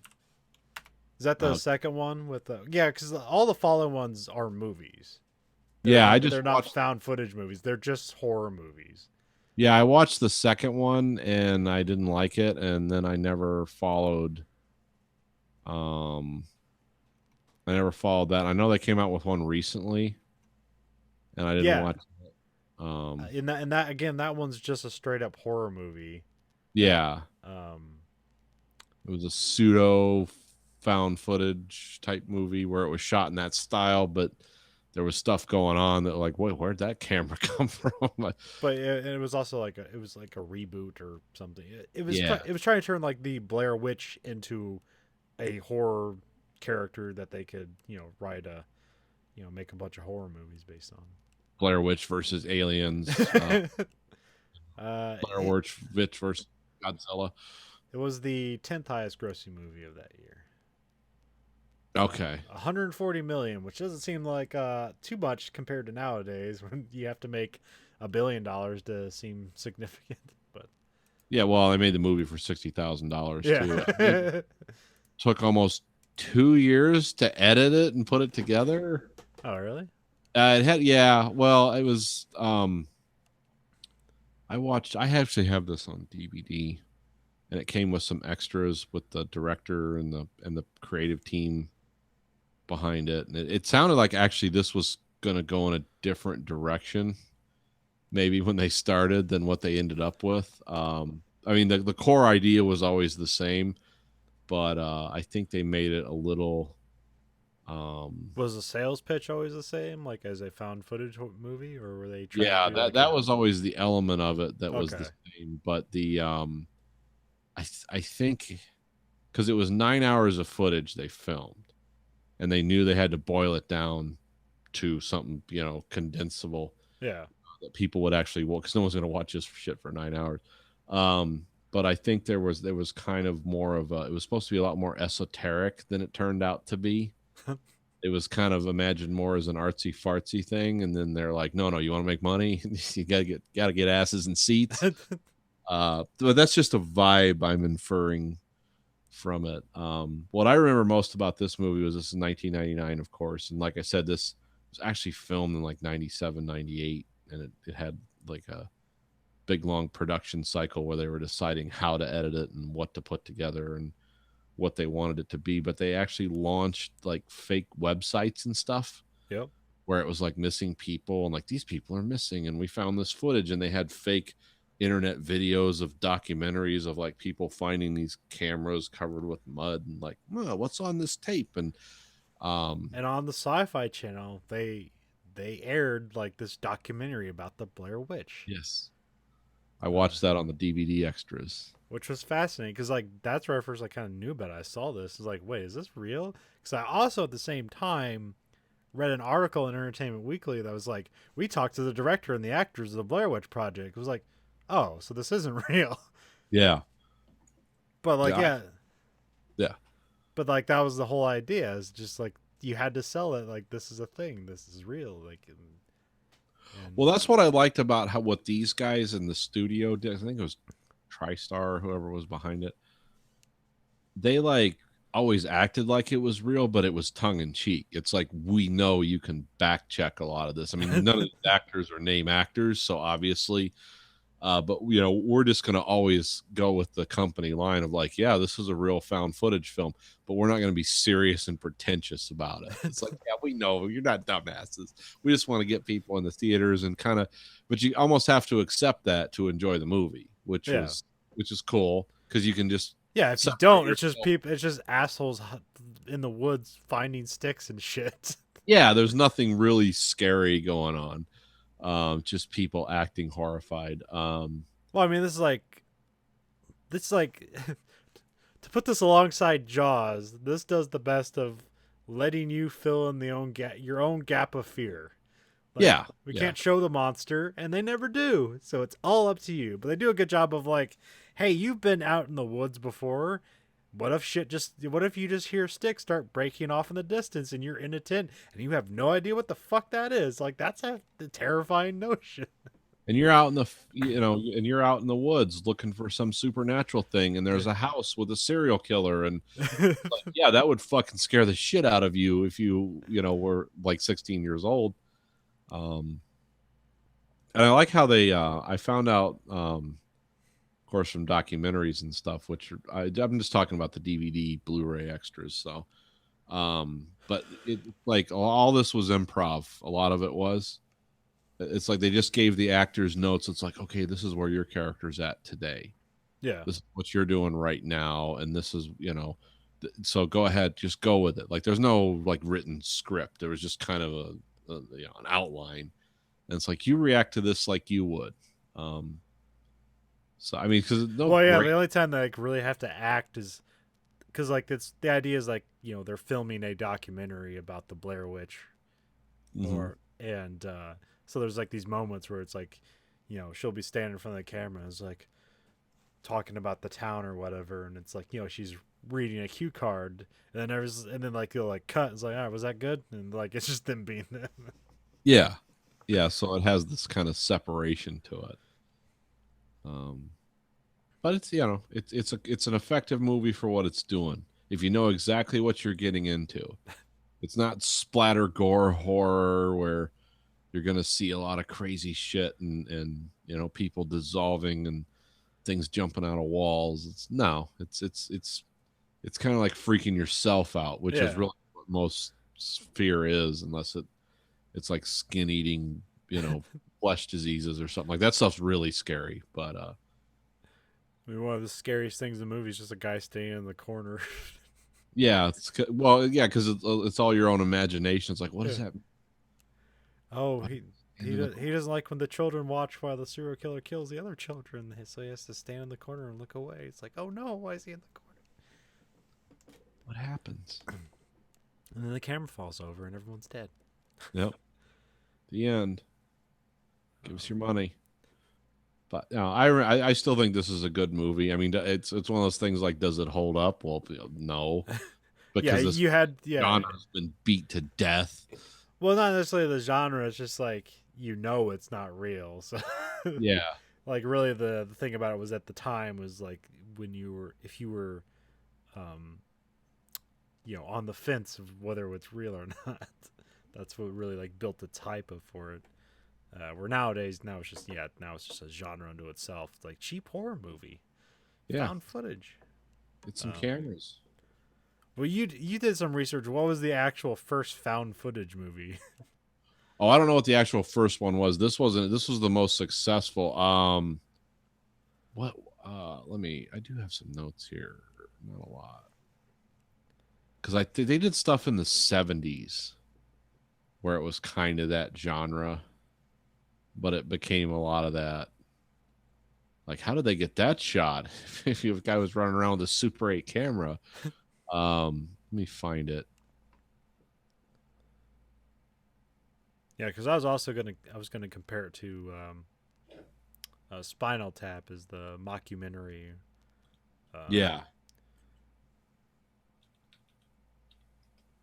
Where it's like you can get away with production snafus, but it's like, oh, it's just a documentary crew, so you catch what happens, and that movie was very also very improv. So yeah, see, found footage is one of those things where it blends in with. It's like, this is purely found footage. This is pseudo documentary. It kind of runs a lot of things together. What was the one?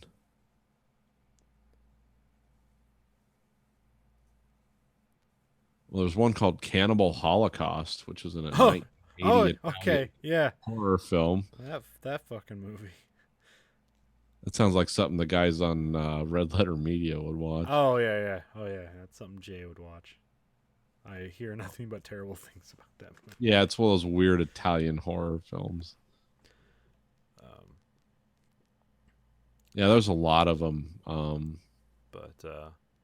can't think of a big. I mean, again, Blair Witch was like we can make money doing this, yeah, and then Paranormal Activity kind of made it fun, and then Cloverfield is like, how ridiculous can we go with this? We're actually going to shoot a movie with real special effects and everything, but we're going to say it's found footage.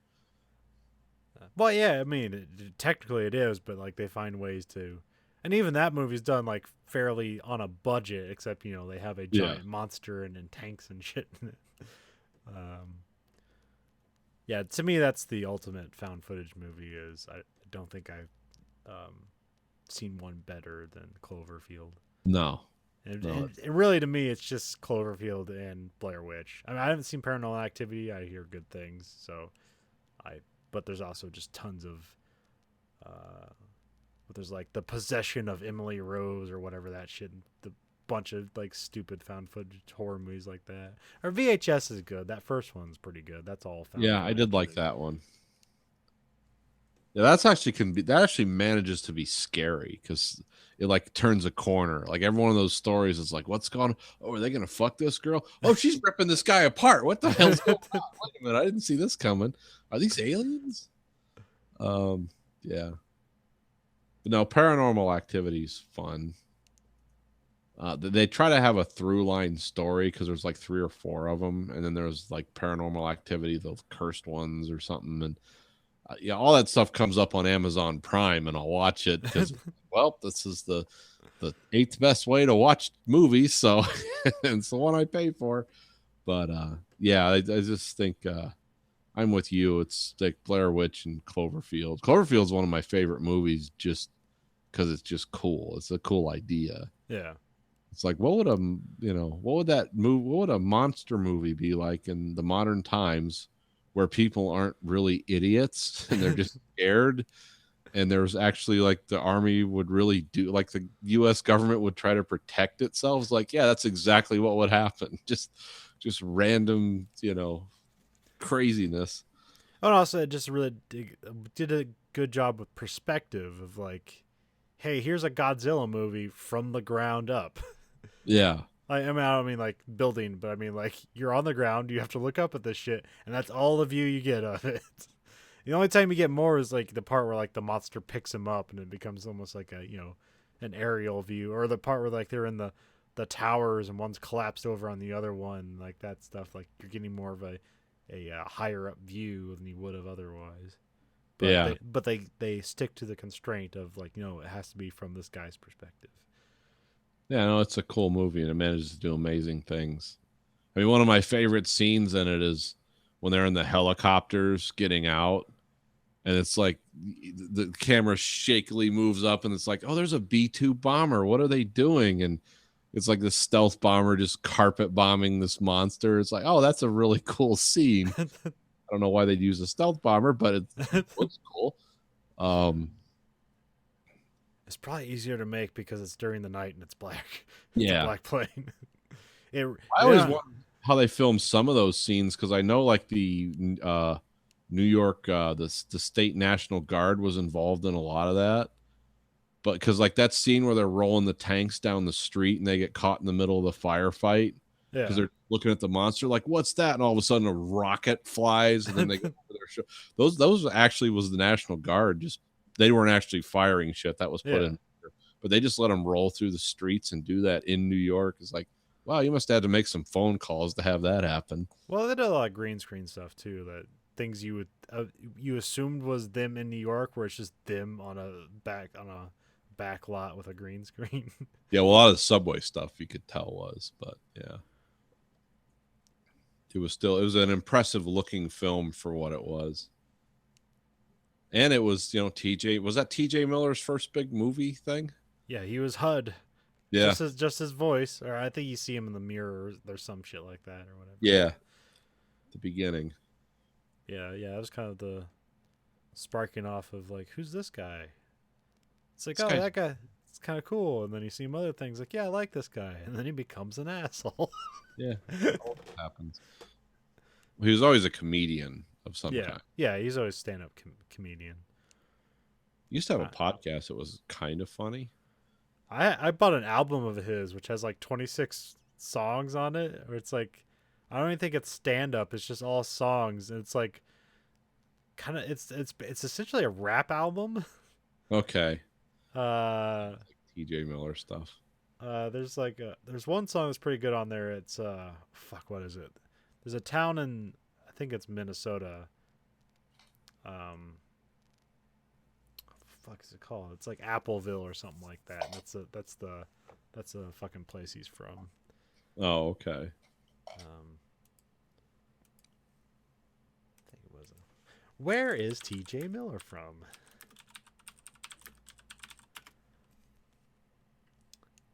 Denver? No, that's not what I'm looking for. Oh. It was a interesting concept album that didn't need to exist and wound up being mildly entertaining. Anyway, back to the Blair Witch Project. Now, you don't really hear about any of the actors in this anymore. Yeah, I wouldn't expect the actors, but did the director ever do anything again? No, not really. Not They that just I heard. they all take the money and run? Well, I'm not sure. X-Prod, every.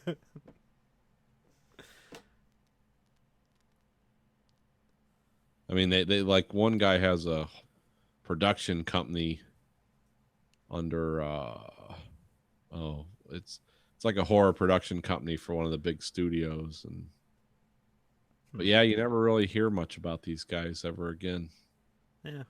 Sometimes you just, you have one good idea and you did it well, and now it's the end of your Sometimes career. you make enough money and you realize, hey, I might not make enough more money like this again. Let's save it, and then you don't have to Yeah. run out and do all kinds of stupid shit.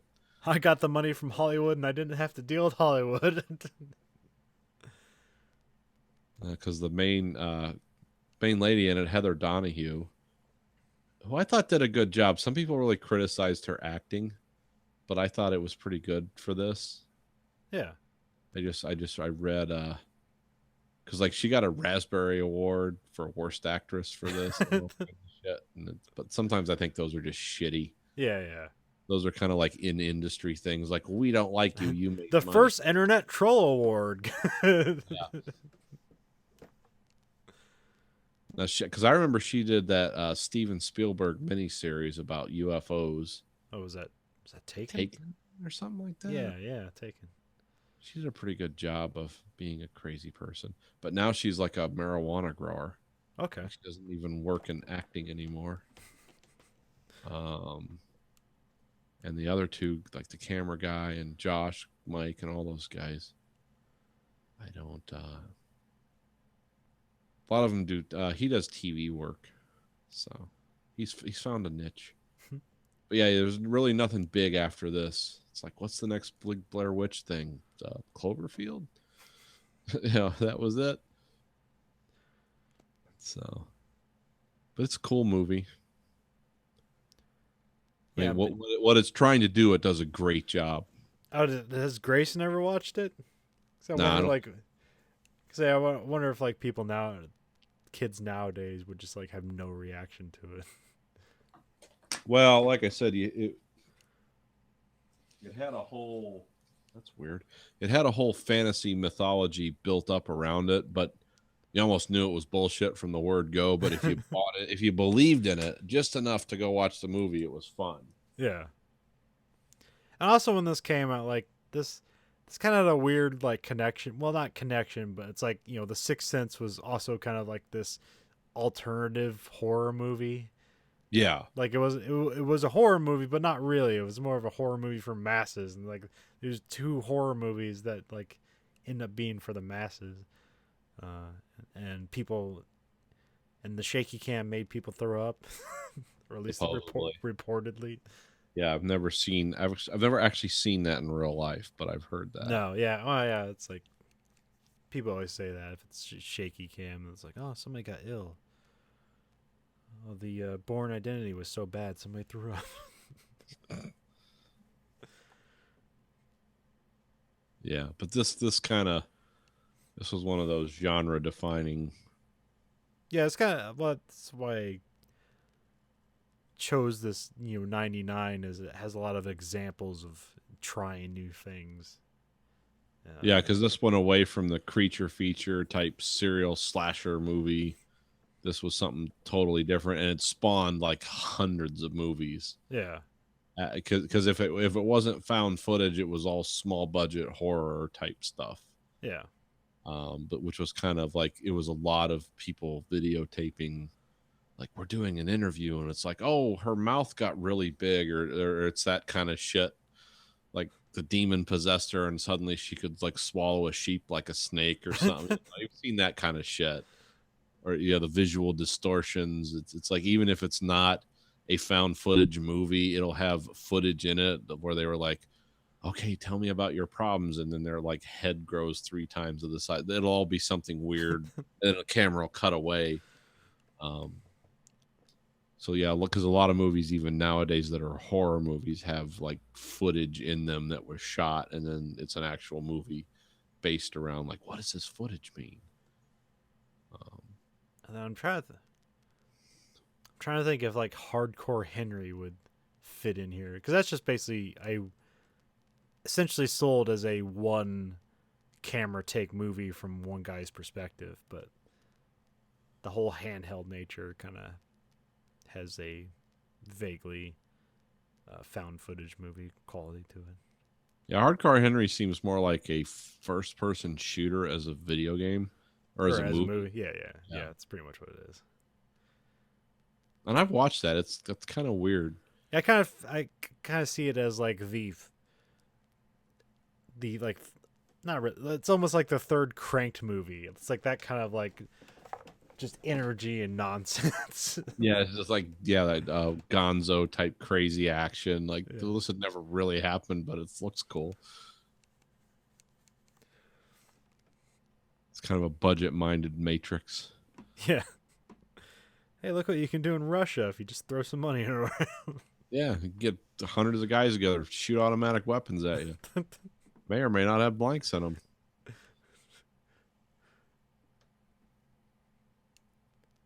So anyway, Blair Witch 99, check it out. It's worth your time. Or not. I don't think I ever watched was there any audio commentaries on the DVD set? Not on the Blu-ray, there wasn't. Okay. I don't know about the original DVD. I'm sure there probably was, but I just didn't want to watch it over again. I heard recently that the Microsoft Store, you can buy digital copies of movies, and they just have like all the audio commentaries and digital extras. Well, that's good. So I'll have to check that out. Because about time that came back. Yeah, because like the way Amazon does it, it's like terrible. Like sometimes it's like, hey, here's some special features, but it's like at the end of the movie, it's just like an extra 30 minutes video file tacked on. It's like, that's lame. It's not interactive. Yeah, Amazon might actually lose me eventually. I mean, I like the free Prime shipping and the ability to buy stuff, but I've kind of bought everything. Yeah. I'm interested in, and it's like, I don't want to watch horror movies from the 70s over and over and over again. Well, I've been meaning to watch Hannah. I watched Tick Season 2. That's pretty good. And then Bosch Season 5 just came out, so I'll have to watch that. Oh, I'll have to watch that while I'm building my Storm Tiger. Bosch, the world's most okayest show. The best movie about a cop who's kind of an asshole and someone sympathetic at the same time. I just like every year I watch Bosch, and I just watch the whole thing, and it's not like I come away with any kind of profound, like, intellectual, it's like, oh wow, that was a great show. It's just like, I just watched the show. It pulled me through the entire show, and I got nothing from it except enjoyment. Yeah, I wanted to see what happened to this guy, and I saw it. And, you know, and Titus Williver or whatever his name is, he's good. He's a good asshole. So Yeah, does a good job being an asshole. Don't know anything about the guy. Just kind of like the guy in Goliath season 2. It's like the bad guy. It's like, oh, good. I'm glad they're killing him. Great guy in real life, but it's like I really hated that guy. As an actor, I didn't. He really convinced me to not like him. So he did a good. He was a good heel. Oh yeah, he was. I want nothing more than this man to die. Yeah, just horribly. It's like, wow, quadruple amputee. Yeah, and he didn't die at the end, but he also didn't get what he wanted. Yeah. He was also getting his tongue cut out by the end. Literally. What else was I going to talk about?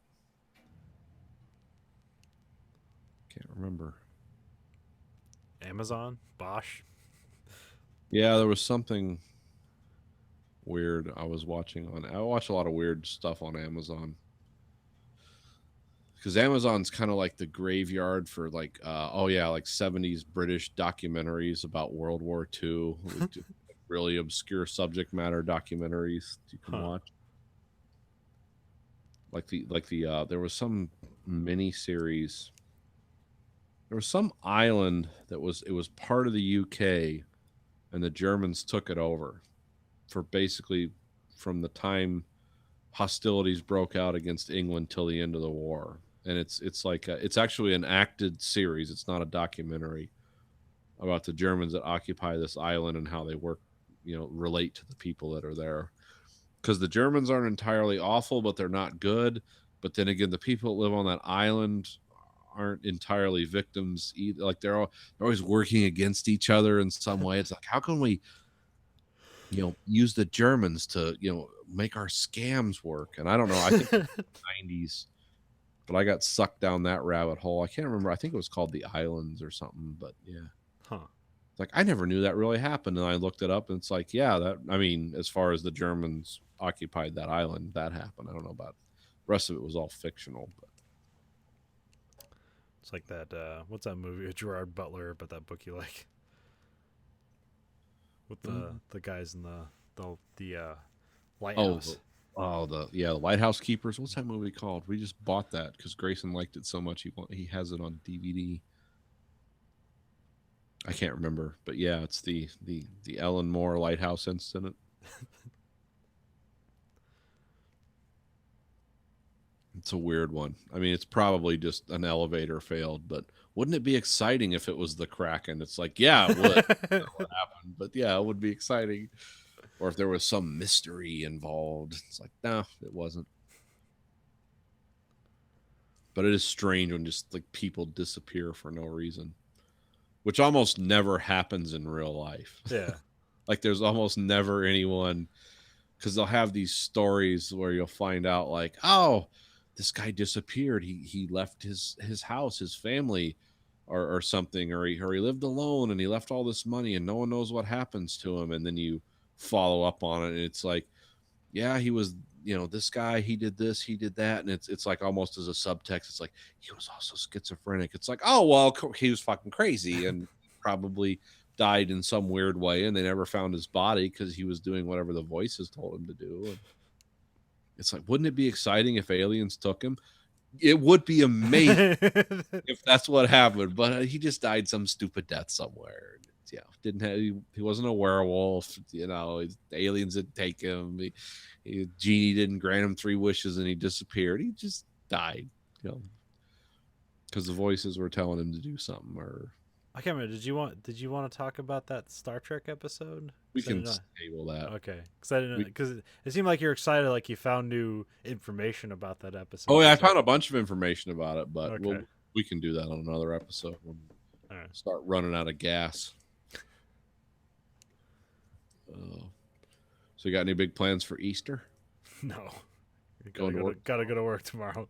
Sell a bunch of shredded hash browns, because everybody's grandma is gonna make shredded hash brown egg casserole with ham. Oh, okay. Well, if Grandma really loved you, she'd just take the potato and shred it herself. Or some people are making tater tot casseroles.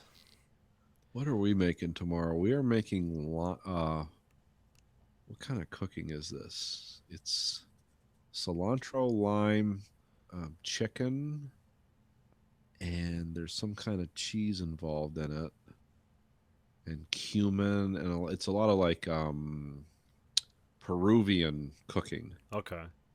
So yeah, because it's not like because kind of the Mexican stuff is like the chili spices, the hot. The Peruvian stuff is it's a lot more lime, cilantro, things like that. And we're making like essentially chicken tacos, but not with no taco type flavoring at all. Yeah. It's more cheeses and like earthy. That's what we're having tomorrow or today or whatever it is for Easter. We try to find different things to eat. None of it healthy, but it all tastes good.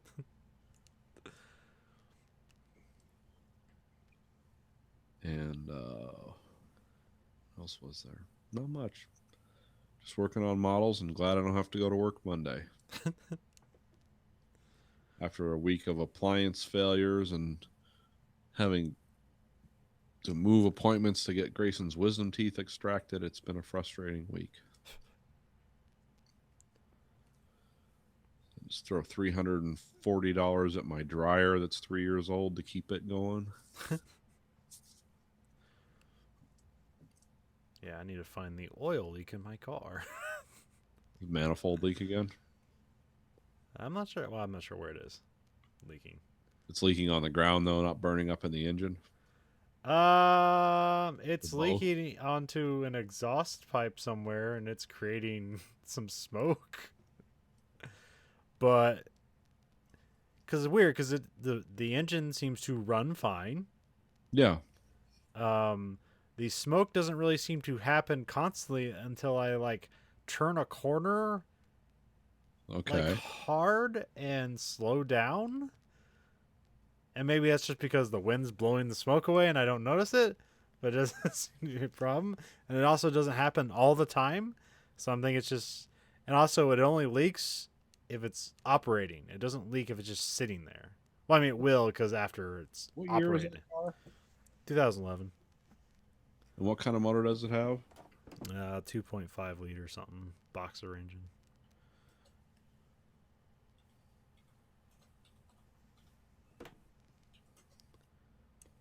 And you haven't gotten any recall notices on that? No, just for the airbags. Yeah, of course. Yeah, we got a couple of those coming up.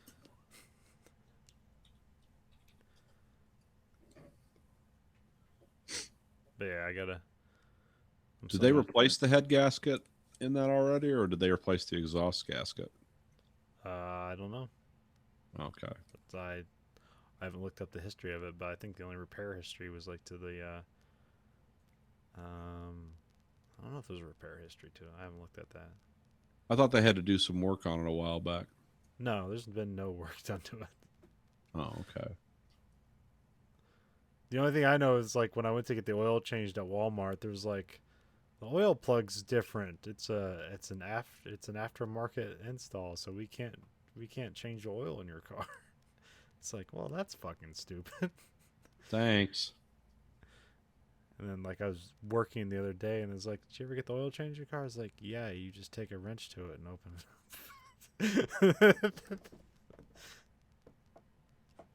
Yeah, I love that. I had what was the thing I had to deal with recently? I took it in for repair. Oh, swollen lug nuts. It's like you've got swollen lug nuts. It's like, yeah, that sounds like a painful problem. How the fuck did that happen? And they're like, well, you know. So they gave me the whole spiel, and it's like, what is that going to cost me? Oh, $30. Like, oh, okay, just replace them then. Because the thing is, the instead of being the solid chrome lug nuts, they chrome plated steel lug nuts. And so when you brake and accelerate and the heat, because your rims on your car get really hot from braking, because all that heat has to dissipate somewhere. And yeah, it's causing the chrome to actually separate from and so they have to use like a special wrench to pull them off. And I'm like, yeah, I guess I'll replace those, even though I leased this car and that doesn't do anything for me, but whatever. It's a problem for fusions specifically. But anyway, I think I'm done. So this week for the American Greed, what are we doing? This week for the American Greed Factory podcast, this is Nathan. This is Colin. Goodbye, America.